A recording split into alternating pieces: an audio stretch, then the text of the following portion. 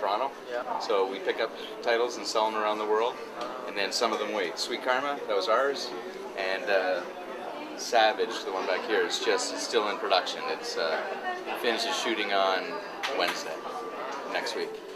So we do it all, whatever we got to do. We also made our first movie. We're from Holland. Oh yeah? So What kind? What kind of movie? action thriller. Oh yeah? Based on true story. Well, we handle movies from all over the world. Costa Rica, Swedish. We get a lot of films sent to us, and if they're good, they're good. It doesn't matter where they're from. And we do worldwide sales. Did you grab one of my cards? Did you grab a card? Yeah, I got one. You got one? Okay.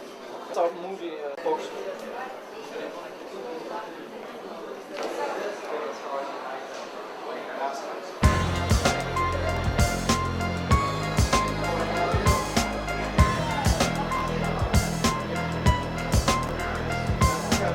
I'm rolling Jack 10 times behind some bullshit.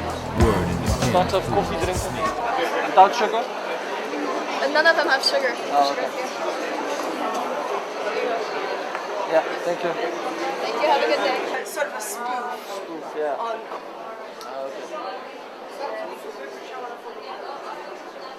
Who are you guys? Op de achtergrond zie je Orson Welles 1948 toen hij Citizen Kane had gemaakt. Dan had hij nog volop succes. En in Hollywood zou hij de grote man worden, maar belangrijke studio's van die tijd die gunden hem het succes niet. Die gingen hem kapot tegenwerken. Dus hij had na Citizen Kane nog 3 grote films gemaakt. Daarna ging het steeds bergafwaarts met hem. Hij ging aan de alcohol, werd steeds dikker. Rond zijn 50 is naar Europa gegaan. Zit hij daar verder met zijn films. Zijn beste jaren had hij gewoon in Amerika versleten. B-films en acteren in B-films. Dat was wel heel jammer eigenlijk, want hij blijft gewoon de grootste regisseur aller tijden. Want Citizen Kane is altijd top 10 lijst van filmfreaks. Altijd nummer 1 geweest. Dan moet je nagaan, hij was pas 25 jaar toen hij die film maakte. En hij was ook baanbrekend op camerawerk. Jammer eigenlijk, eindigde als hij gehoopt had. That year, its official stationer, RKO Pictures, and its slogan for that year, printed on every piece of paper that went out from RKO, was showmanship instead of genius. In other words, the reason you should buy an RKO picture was that you didn't get Orson Welles. Welles' second picture for RKO, The Magnificent Ambersons, was yanked from his control and finished by the studio's regular staff. Orson Welles never got control of a major Hollywood production again. I am the publisher of the Inquirer. As such, it's my duty, and I'll let you in on a little secret. It's also my pleasure to see to it that decent, hard-working people in this community aren't robbed blind by a pack of money-mad pirates just because they haven't anybody to look after their interests. Hij was pas een goede regisseur, Hollywood heeft hem kapot gemaakt. Cold reading is you warm up the sucker by telling him things that he says, how could he ever know that, you see? My work from this terribly expensive paint box, which is a movie. And I've spent too much energy on things that have nothing to do with making a movie. It's about 2% movie making and 98% hustling. It's no way to spend a life. And then I practiced my hand at writing a script. I did it on my own. I took a story, a novel, and eventually a job came up where I was going to be the assistant director. And they said, well, we've got to find somebody to write a script. Who's going to do the script? So I said, I'll do it. They read it and were impressed, and then I got the job. I was 23 then. And then my friend, who was going to be the art director on the same picture, found he couldn't come on this particular picture. It was a big, important picture. It wasn't a small picture. I said, I'll do the art direction, design the sets and so forth, which I did. And therefore, for about 2 or 3 years after that, I carried out the same routine. And then finally, I believe, I'm not sure, but I was told that the director of all these pictures was very jealous because I was getting credit for all this amount of work, and then he said he didn't want me anymore. So the producer said, would I like to direct? And I said, well, it never occurred to me. I was very happy doing what I was doing. Gaan we nu? Het is de Japanse stand. You note there's a teapot, Yeah. a chair, Yeah. a chair with shaking. Oh, that's 4D. That's 4D. The Okay. shaking will according to the story of the scene, of the Oh, cinema. that's cool, man. Oddly enough, when I was watching the film, I mean, there are others of Saddle's films I haven't liked at all. In the case of this, I didn't enjoy it one bit. I thought it was very grim and depressing. But having watched it and having thought about it for a couple of days, I do think that it is honest. I think that if you were to have an argument about how the particular subject that it's dealing with was to be portrayed, I think you'd probably come down saying this is the way to do it. And I'm glad I've seen it. I don't want to see it again. Mais je crois que Piana serait vivant et dirait, enfin je ne sais pas ce qu'il dirait parce que on ne sait jamais. Je crois qu'il ne dirait pas que c'est du plagiat. Il dirait, voilà, vous avez utilisé une petite phrase, embrasse-moi, on l'a entendu dans beaucoup de films. Hein. Là, c'est entre un adulte et un enfant. Oui, une question. En regardant votre film, je me rappelle que la première impression que j'ai eue, c'est qu'il avait une esthétique très documentaire. Et après, peut-être parce que j'ai regardé encore des films, je me suis un peu habitué à cette esthétique. Mais je me rappelle la première question que je me posais, c'était en regardant tout ça. Et je me demandais, est-ce que... Il y en a qui ont été malades. Oui, certainement. En tout cas, je me demandais, est-ce qu'il y a derrière une machinerie, il y a une équipe, bien sûr, il y a une équipe technique, mais est-ce que vous cachez ce côté voilà, toutes ces lumières, tous les gens qui sont autour du tournage et dans un tournage, ou vous avez une économie de moyens au moment des tournages? Ça veut dire qu'il n'y a pas... C'est une équipe réduite, il n'y a pas trop d'artifices, parce que oui, sur l'image, on voit une image comme ça, où il n'y a pas trop d'artifices. Mais est-ce que derrière, il y a ça ou pas? Ou c'est quelque chose plutôt caché, ou cette image, il part de l'équipe qui a du tournage? Bon.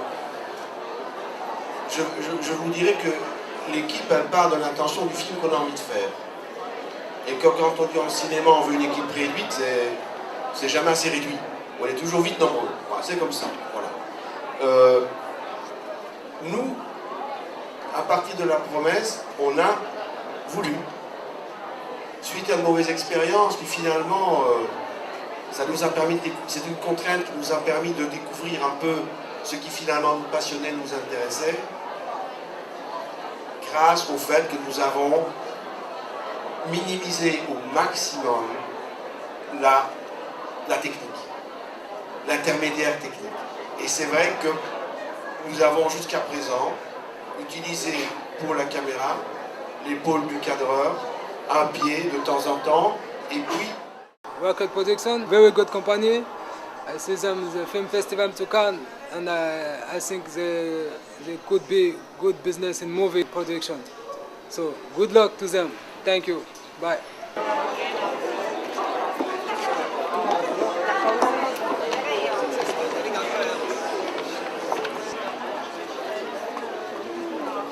Ah bon? Ah mais moi j'adore Alain René, donc si vous voulez...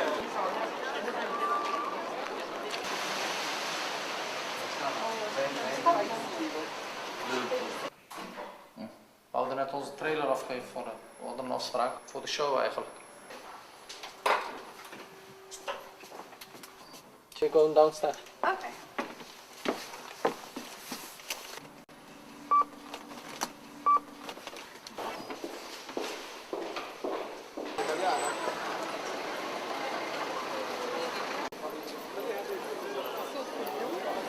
Attendez, il y a une autre section qui arrive. Vous attendez, il y a une autre section qui arrive.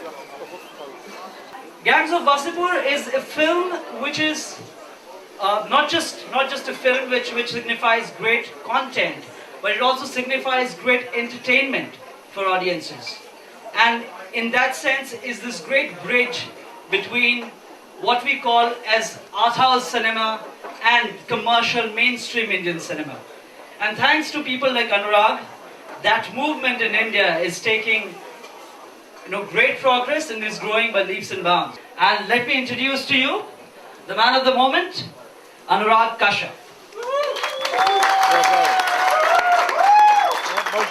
Genesis of this film was very strange meeting between the writer and me. This writer is a guy who wanted to be an actor and who was working at a street vendor's pav bhaji shop. I don't know how do you say pav bhaji? Street food stall. And he had dreams of being an actor, and he came from Vasipur. And he told me this story that sounded so much like City of God. And I told him, what do you take me for? Like, in the sense, I've seen the movie. And he got so offended. To prove a point, he got me these newspaper cuttings from Vasipur to prove his story. And I realized that this boy, what he was doing is he had seen a movie, a gangster movie which he liked so much, and he found similar incidents and put together a movie. But all the other material that was not in his script was much more interesting. And that other material became the basis for this movie. And it was such a long story, I decided I'll write the whole film and then edit it down. And when I wrote the whole film, it was 240 pages. And I didn't want to edit it down. So we decided to make the whole film. And thank you all for coming. I would really urge all of you to please be there for the screening tomorrow. The interviews, and he's available to interact with all of you. And thank you again for coming here. Thanks, man. We zaten net met Rotterdam Films te praten. We waren van Rotterdam, regio.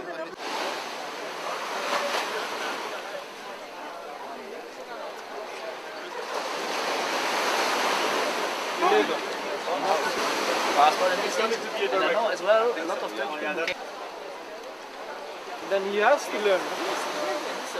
Because he thinks, yeah, why do I have to learn Dutch? I go there and I say it's in my own language. You see, for me, I'm living 7 years. It's a plus for you to learn another language. I will speak Arabic, English, and German fluently. I will be high above a lot of people. I can contact a new law.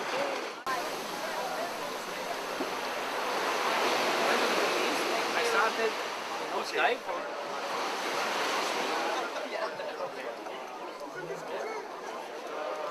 Hey, Regilio! My favorite punch is the overhand right. Okay. The overhand right, you gotta set up with the jab. But this one is dangerous because if you stay too long.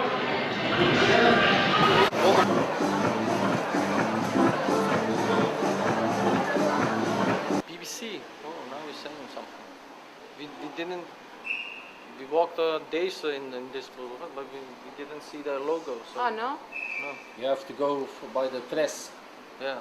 Maybe they're there inside. No, I don't think it's inside. No, Weinstein.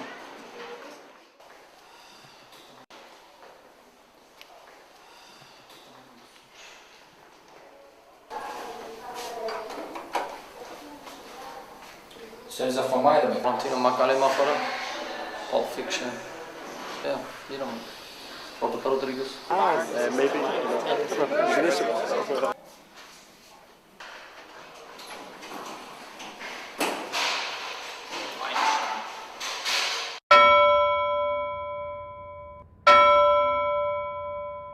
We zijn nu tussen die producers, we zijn nu aan het wachten. Dus kijken we met wie we de zee in gaan.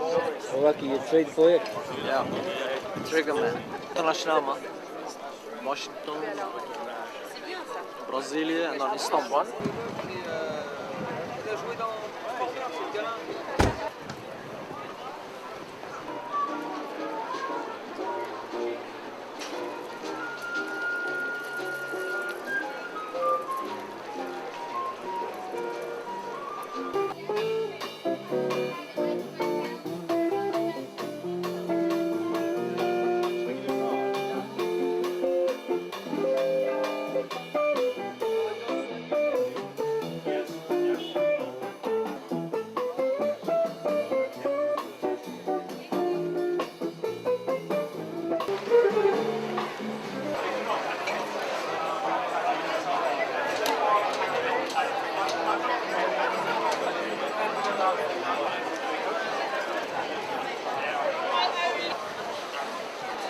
Ice-T's film. Barefoot over broken glass. It's like jumping rope on a razor blade. All lightning quick. Decisions are made. Lifestyle plush. Female rush. This high-profile personality who earns his pay illegally. Professional liar, schoolboys admire, young girls desire, very few live to retire. Cash flow extreme, dress code supreme, vocabulary obscene, definition street player, you know who I mean, high rollers.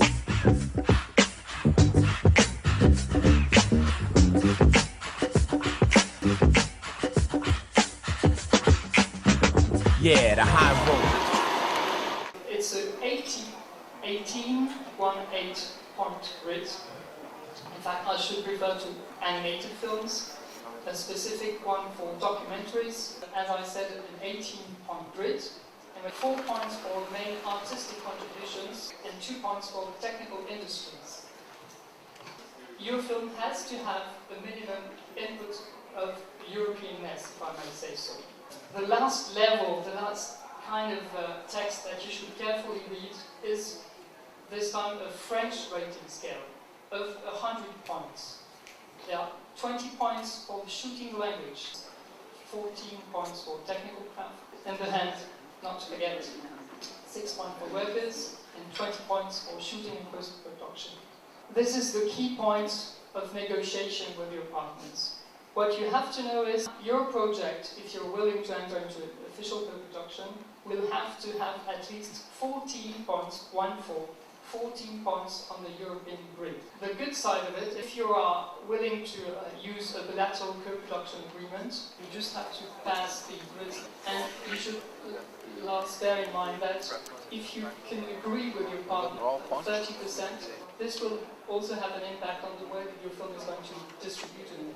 Saying that this is a negotiation that is worth it, but it takes time, and it's true. Those are the parameters of a negotiation, and you will have to run through the grid with your partner to assess where is the equilibrium of the negotiation.